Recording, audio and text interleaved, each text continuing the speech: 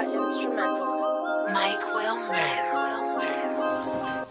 What's up, subscribers and newcomers? What's going on? This is going to be a video about, well, y'all, of course, that's about to start Locs or have started Locs, and you just want a little bit more information on what you're going through or about to go through.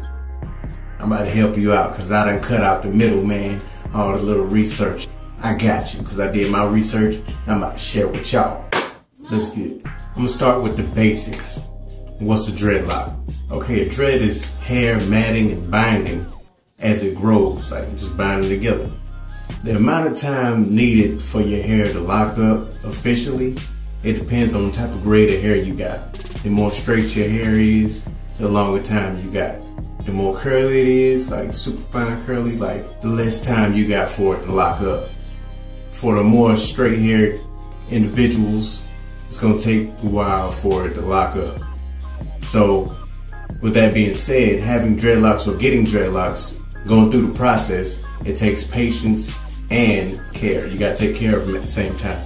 You can't just let your hair do its own thing without you helping it out. Then it's just gonna fall out. You don't want that. Nobody wants that. Okay, if you started from scratch, you saying, oh, I wanna start dreads. How big do I want them? What kind of part do I need? These are some sensible questions. Alright, mine are small. A lot of people go with this style. It's a common style I've seen. You know, I went with a box parted style. I had that done. Most people go with a natural part. With me, I don't really see a difference between the two. It's whatever you choose to do. That's your personal preference. Now, with the size, small, medium, and your thick dreads, most starting from scratch, you want to go with small because it's easy. If you want to start with a larger size, you're going to have more hair to do it. So after a while, you can get up to that size, maybe combine some locks and do it if you want to do it like that, or you can wait and get up to that size. Now, if you have longer hair, the way you want to start is you want to get some box braids. Get them parted however you want them. You get some box braids. And as they grow, you get some new growth. You just wash it and go get it twisted. Go get that new growth twisted. And after a while, it'll dread up and look as good as like you started from scratch. So that's the only difference there. From there, with longer hair, you can modify your style, your size, the way you want it to be. Now, just because you got the starter locks in there, not officially locked up, doesn't mean that you don't have to wash them or you don't need to wash them, because you need to wash them. And people may say, oh, don't condition your locks because they're gonna come out. If your locks are not locked yet, when you wash it, it's potentially gonna come out anyway. If they're locked, they're not gonna come out. So if you use a conditioner, it's not gonna do anything but what the conditioner is supposed to do to your hair. So, you know what I'm saying? Anyway, wash and condition your hair every 2 to 3 weeks.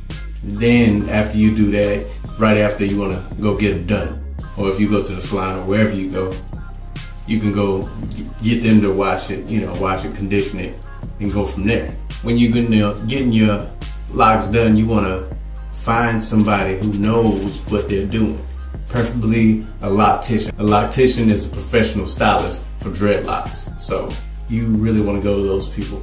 If you see somebody like around your neighborhood or around the town that you can see their work, maybe online on Facebook or Instagram, something like that, and you see their work and they do good work, go ahead and link up with them. Go ahead and give them a try. It wouldn't do no harm. As you got your locks growing and doing their own thing like you're supposed to, and you're taking care of them, what you don't want to do is pull on them or try to twist them yourself. You ain't gonna do nothing but mess it up. As you're pulling on your hair, it's just gonna pull your hair out. You don't want that. It's gonna thin out your dreads. You don't want that. I did it before when I had an afro back in the day. I had a habit of pulling my hair in the back.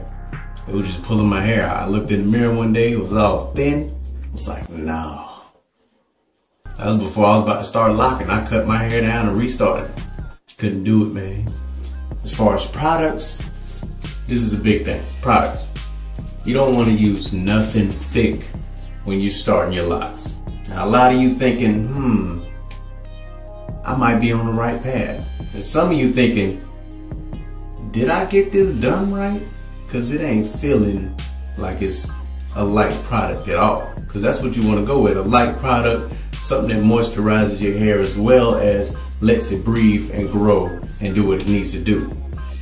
Now, as far as thick products that you don't want to use, that's gel, honey. Some people look up and they see, oh, this person put egg in their hair.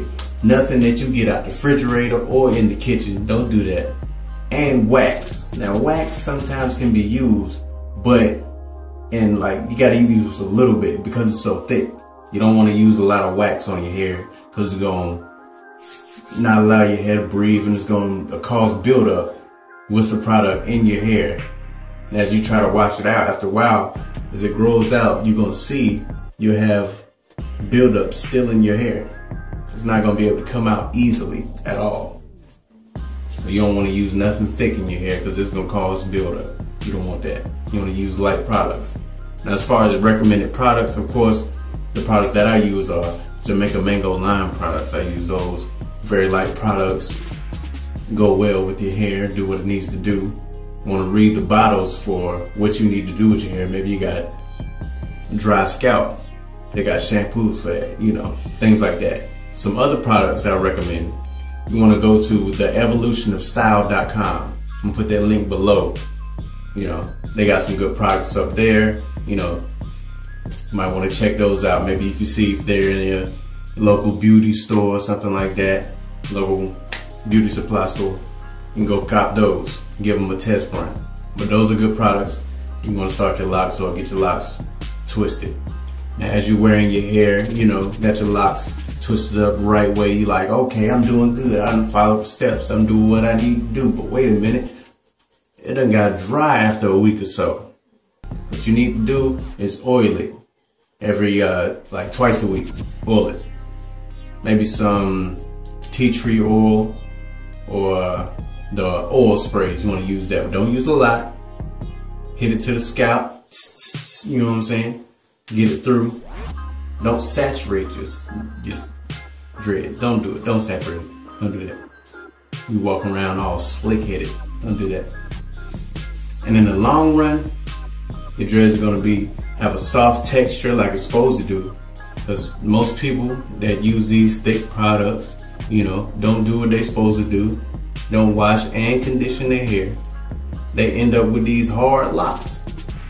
Because I've seen somebody with locks and they had hard locks. Feel like a broom, you know what I'm saying? You don't want that. So take care of your hair. Do what you need to do. If you want an explanation on some of the stuff I talked about, put it in the description. Let me know. If you want some more tips on some other things you want to ask, let me know. And I'll hit you up. I'll let you know. One more thing. I got to give a shout out to Damian Walter, his YouTube. I'll put his link down below. That's where I got most of my information from. If you want to go look up some stuff yourself, you can go to his page. He got a lot of stuff up there talking some real stuff about dreads. He knows what he's talking about. So go check him out. Other than that, that's all I got for you right now. So, peace. Hope it helped.